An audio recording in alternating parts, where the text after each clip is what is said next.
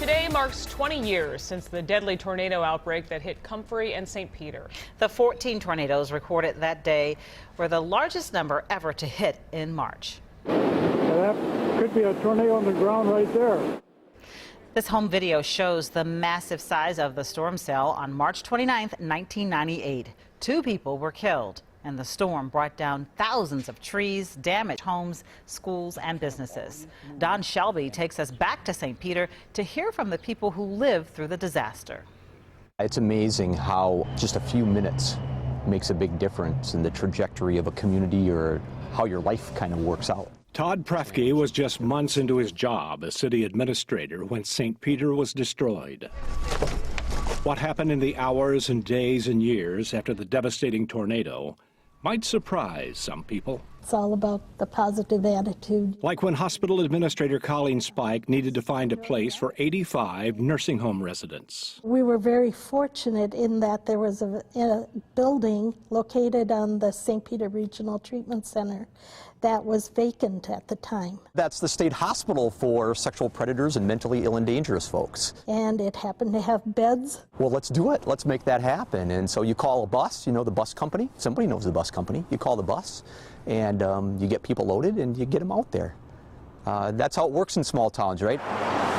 And that's how a community survives, making up for what you lost with what you had left. There were really some stunning changes that allowed the college and the St. Peter community to think about for the future. Tim Kennedy remembers thousands of trees knocked down around Gustavus Adolphus College. The majestic cedars and pines have been replaced with crabapple trees, allowing the school to be more visible, a symbol of resilience. We have even more incredible pictures to show you. I witnessed firsthand people focused on what they could do, not what had been done. The parish had hopes of restoring this place this summer. It was built in 1911 and withstood all manner of storm and flood, but apparently nothing as bad as you saw last night. She didn't make it, but she was rebuilt just up the hill. Rebuilt like every other landmark by the people of St. Peter.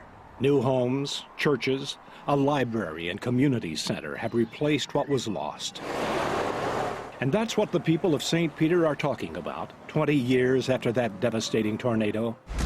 It's how they came together to rebuild, making one of the oldest cities in Minnesota better than ever. This community decided, in lots of ways, to pick itself back up. That's Minnesota, right? That really is. Well, Don Shelby is in St. Peter hosting a special event to commemorate the 20th anniversary. The community recognized the parents of 6-year-old Dustin Schneider, who died that day.